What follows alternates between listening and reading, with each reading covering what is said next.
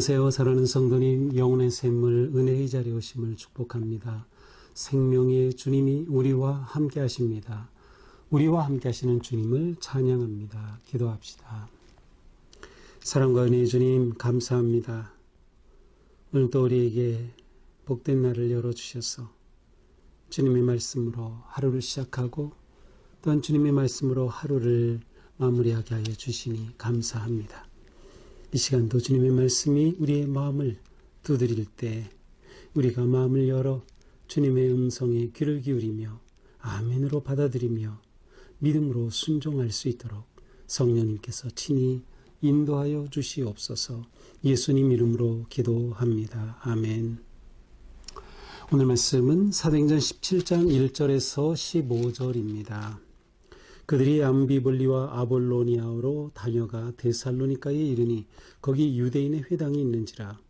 바울이 자기의 관례대로 그들에게로 들어가서 새 안식일에 성경을 가지고 강론하며 뜻을 풀어 그리스도가 해를 받고 죽은 자 가운데서 다시 살아나야 할 것을 증언하고 이르되 내가 너희에게 전하는 이 예수가 곧 그리스도라 하니 그 중에 어떤 사람 곧 경건한 헬라인의 큰 무리와 적지 않은 귀부인도 고난을 받고 바울과 실라를 따르나 그러나 유대인들은 시기하여 저자의 어떤 불량한 사람들을 데리고 때를 지어 성을 소동하게 하여 야손의 집에 침입하여 그들을 백성에게 끌어내려고 찾았으나 발견하지 못하며 야손과 및 형제들을 끌고 읍장들에게 가서 소리질러 이르되 천하를 어지럽게 하던 이 사람들이 여기도 이르매 야손이 그들을 맞아들였도다. 이 사람들이 다 가이사의 명을 거역하여 말하되 다른 임금 곧 예수라 하는 이가 있다 하더이다 하니 무리와 읍장들이 말을 듣고 소동하여 야손과 그 나머지 사람들에게 보석금을 받고 놓아주니라. 밤에 형제들이 곧 바울과 실라를 베레아로 보내니 그들이 이르러 유대인의 회당에 들어가니라. 베레아에 있는 사람들은 데살로니가에 있는 사람들보다 더 너그러워서 간절한 마음으로 말씀을 받고 이것이 그러한가 하여 날마다 성경을 상고하므로 그 중에 믿는 사람이 많고 또 헬라의 귀부인과 남자가 적지 아니하나 데살로니가에 있는 유대인들은 바울이 하나님의 말씀을 베레아에서도 전하는 줄 알고 거기도 가서 무리를 움직여 소동하게 하거늘 형제들이 곧 바울을 보내어 바다까지 가게 하되 실라와 디모데는 아직 거기에 머물더라. 바울을 인도하는 사람들이 그를 데리고 아덴까지 이르러 그에게서 실라와 디모데를 자기에게로 속히 오게 하라는 명령을 받고 떠나니라. 아멘. 자, 빌립보에서 복음을 전한 바울 일행은 그곳에서 아주 매를 심히 많이 맞고 투옥되었다가 놀라운 하나님의 기적적인 임재하심 가운데 감옥에서 나오게 되었죠. 그리고 오히려 그 사건이 그곳에는 간수와 그 가족들을 구원하고 그들이 세례를 받는 은혜의 사건이 되었습니다. 바울은 이때 로마 시민권임을 밝혔고 결국 감옥에 가두었던 그 지도자들은 와서 아마도 바울에게 사과하고 바울을 이제 떠나게 한 것 같습니다. 자, 이렇게 빌립보를 떠난 바울이 간 곳은 암비볼리아, 아볼로니아를 거쳐 데살로니가였습니다.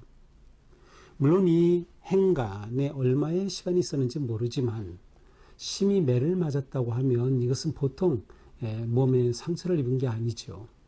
그런데 바울과 실라는 이것을 치료할 틈도 없이 곧장 복음의 사역에 계속 헌신하고 있는 모습을 보게 됩니다.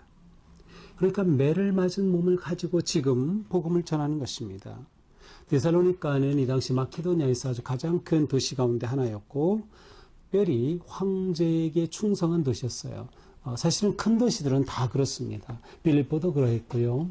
바로 이 데살로니가도 마찬가지였어요. 그러니까 도시가 큰 만큼 황제에게 충성했고 황제가 또 많은 그러한 혜택을 베풀어 주는 그러한 구조였던 것이죠.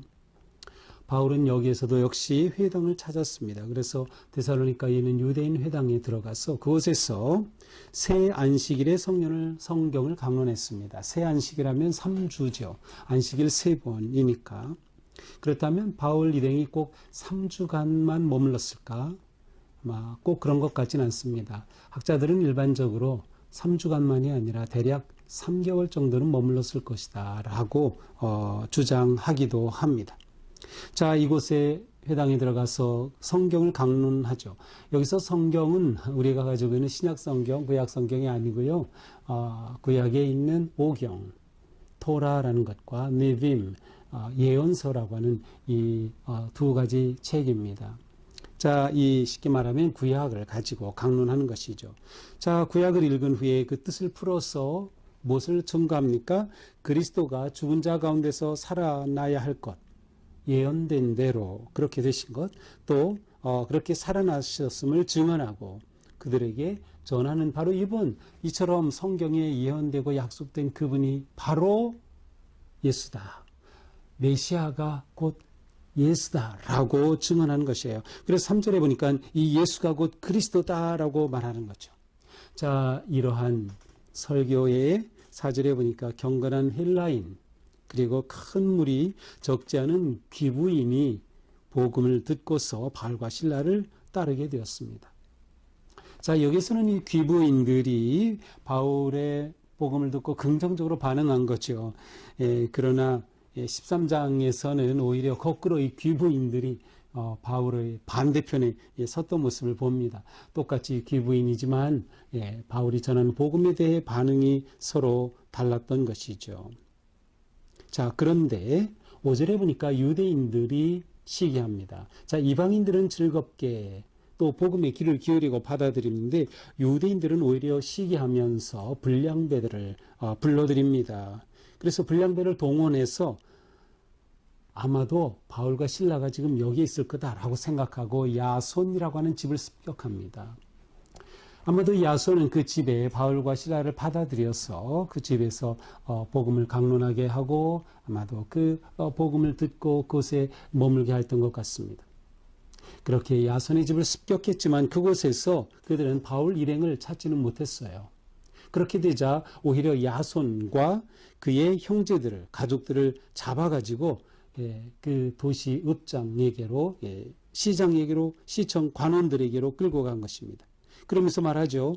천하를 어지럽게 하던 이 사람들이 여기도 이르렀다. 천하를 어지럽게 하던 자들이 여기도 이르렀다. 같은 말이 어디 있어요? 빌립보. 바로 빌립보에서 복음을 전했을 때에도 그들이 전하지 못할 풍속을 전한다라고 했죠.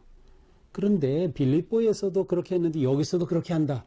이 말은 무엇이에요? 이미 바울에 관한 이 유대인들 사이에 그 관계가 연락망이 이미 연결이 되어 있음을 알 수 있어요. 아니면 빌립보에서 바울을 시기하고 바울을 대적하던 유대인들이 여기까지 지금 또 온 것이죠. 바울이 없어져서 어디로 갔을까 찾다가 데살로니가에까지 지금 온 것이라고 볼 수 있어요.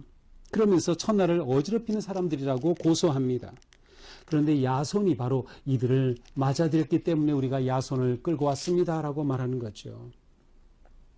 그러면서 이 사람들이 다 가이사의 명을 거역하여 말하되 다른 임금 곧 예수라는 이가 있다 하더이다. 이것이 이제 유대인들이 바울에 대해서 관청에 고발하는 가장 중요한 핵심입니다. 로마 제국에서 특별히 빌립보나 데살로니가 같은 이 대도시에서 주는 오직 황제밖에 없어요. 가이사. 황제밖에 주라고 부를 수가 없어요. 그런데 예수가 주라고 말한다는 겁니다. 가이사가 주가 아니라 예수가 주다라고 이렇게 가르친다는 겁니다. 이렇게 되면 이 시청의 공무원들, 시청의 치안관들, 경찰들은 가만히 있을 수 없는 거죠. 바로 이러한 이유를 들어서 바울과 그 일행을 고발하는 것입니다. 이 말을 듣고 소동이 일어났고요. 그래서 결국 야손과 함께 잡혀온 사람들에게 보석금을 받고 이제 풀어줍니다. 보석금을 받았다는 것은 어떤 조건이 있었다는 것을 말해주죠. 아마도 이 조건이라는 것은 더 이상 바울과 그 일행이 복음 전하는 것을 하지 않는다, 하지 말아라 라는 그러한 조건이었을 가능성도 있습니다. 왜냐하면 이제 나중에 이 바나바, 그 바울이 그 데살로니가 전서 2장에 보면 다시금 데살로니가를 가고 싶어 했어요. 그렇지만 사탄이 그렇게 하지 못하도록 막았다라는 표현이 있어요. 아마도 어떤 규제로 인해서 바울이 또다시 가지 못했다는 것을 짐작할 수 있는 거죠. 자, 이렇게 된 상황에서 밤에 바울과 실라를 이제 베레아라고 하는 곳으로 이동시키게 됩니다. 베레아까지는 여기서 약 한 50km 좀 떨어진 것이에요. 베레아로 간 바울 일행은 무엇을 합니까? 또 회당을 찾았습니다. 그래서 유대인 회당에 들어가니라, 자, 그래서 베레아에 있는 유대인 회당에서 또 말씀을 가르치는 겁니다. 네, 핵심은 무엇이겠어요? 예수님이 메시아다, 구세주시다, 예수님이 주님이시다라는 것을 가르치는 것이겠죠. 자, 그런데 놀랍게도 베레아에 있는 사람들은 어떤 사람들이었어요? 11절, 더 너그러워서, 데살로니가 사람들보다 더 너그럽다라는 것은 마음이 열렸다는 뜻이에요. 오픈 마인드 피플이에요. 마음이 열려진 사람들이었어요. 따라서 바울이 전하는 복음에 대해서도 열려 있는 것이죠. 그래서 복음을 전할 때 간절한 마음으로 말씀을 받아요. 성경이 이렇게 말씀을 할 때 그것을 그대로 받아들이고 또 그러한가요? 날마다 상고해요. 이게 정말 맞아? 그리고 실제로 성경을 확인해 보는 것입니다. 상고한다는 것은 연구하고 판단하고 평가한다는 뜻이에요. 자, 베레아 사람들은 정말 멋지죠. 그래서 이전 성경에서는 신사적이어서 이렇게 번역이 됐어요. 근데 우리 성경에서는 너그러워서 간절한 마음으로 말씀을 받았고 이 말씀이 진심인가 진실인가 하여 연구하고 상고하는 사람들이었어요. 자, 이렇게 되자 그들이 정말 그러네 하면서 믿는 사람들이 많이 나왔고 또 헬라의 귀부인과 남자가 적지 아니라 귀부인뿐만 아니라 남자들까지도 복음의 문 앞에 들어오게 되었던 것입니다. 바로 베레아에서 일어난 일이죠. 자, 그런데 데살로니가에 있던 사람들이 바울 일행이 베레아에서도 복음 전한다는 것을 또 알게 됐어요. 그래서 13절에 보니까 데살로니가에 있던 유대인들이 베레아에서 복음 전한 것을 알고 여기에서도 무리를 움직여 소동하게 됐어요. 여기서 사람들을 움직여 소동하게 된 겁니다. 그러니 여기서도 더 이상 복음을 전할 수가 없어요. 자, 저는 이 장면을 보면서 가는 곳마다 복음이 선포되고 증거될 때 복음을 받아들이는 사람도 있지만 거부하는 사람들이 있어요. 그런데 특별히 유대인들이 시기하고 유대인들이 고발하고 반대하는 것이죠. 이때 바울의 마음은 어땠을까요? 내가 저랬었는데 바울의 마음이 얼마나 안타까웠을까요? 그렇죠. 바울은 예전에 예수 믿는 자들을 잡아 죽이려고 했던 사람이에요. 그러니 그는 자기가 그랬던 사람인데 자기가 전하는 복음 앞에 다른 동족 유대인들이 그런 것을 보면서 아이러니하면서도 마음에 큰 아픔과 고통이 있었을 것 같습니다. 그래서 결국 바울은 이제 베레아에서 배를 타고 아덴으로 가게 됩니다. 아덴은 아테네이죠. 이렇게 먼저 바울 혼자 떠나고요.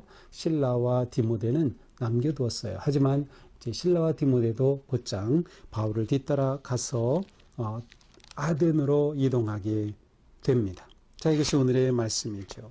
자, 오늘의 말씀을 통해서 우리는 계속해서 사명의 길을 걷고 있는 바울과 실라 그리고 디모데 그 일행을 볼 수 있습니다. 사명의 길을 걷는 것. 우리가 믿음의 삶을 사는 것은 결국 하나님이 부르신 사명의 길을 걷는 것이죠. 우리는 사명자예요. 사명자는 어떻게 살아가나요? 무엇보다 열정적으로 헌신합니다. 바울 일행이 보여주는 열정을 보세요. 매를 맞고서도 치료할 생각보다는 오히려 복음을 전할 생각으로 멈추지 않고 나아가는 그들의 모습, 쉼 없이 전도에 매진하는 그들의 열정과 헌신을 보게 됩니다. 이들이 이렇게 할 수 있었던 것은 복음의 능력을 의지했기 때문에 그래요. 복음의 능력과 성령의 임재하심, 성령 충만함이 그들과 함께하였기 때문이죠. 복음의 능력으로 사는 사람은 박해와 위협과 도전을 넘어서 나아가는 것입니다. 소동을 두려워하지 않습니다. 비난을 두려워하지 않는 것이죠. 또한 사명자는 말씀 위에 견고히 섭니다. 계속해서 말씀을 가지고 예수가 그리스도라는 것과 주님 되심을 선포하죠. 가르치죠. 자, 그런데 여기서 중요한 것은 바울이 이들을 위협하지 않아요. 예수 믿으면 구원받지만 믿지 않으면 지옥 갑니다. 여러분은 멸망합니다. 그렇게 그들을 위협하거나 강요하지 않습니다. 오히려 바울은 차분하게 말씀을 읽고 말씀을 해설하고 말씀을 설명하는 것이죠. 이것이 복음의 접근 방법이기도 합니다. 복음은 폭력적으로 강압적으로 심어지는 것이 아니라 논리적으로 순리에 따라서 그리고 말씀을 설명하고 이해하고 초점은 뭐예요? 영혼에 대한 사랑, 영혼에 대한 구원의 마음을 가지고 그렇게 복음을 전하게 되는 겁니다.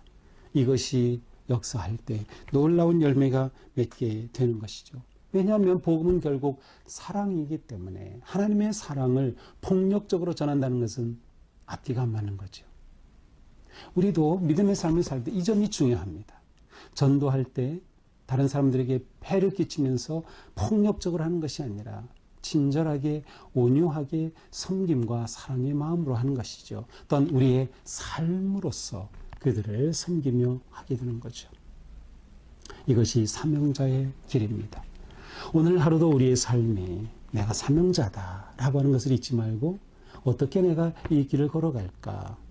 성령의 힘을 의지하며 내가 복음의 능력으로 살아간다. 그리고 내가 살아있는 참된 복음 예수님이 주 되심을 그리스도이심을 내가 말로 전하고 삶으로 전하는 그런 삶에 승리하는 복된 우리의 삶이 되기를 축복합니다. 기도합시다.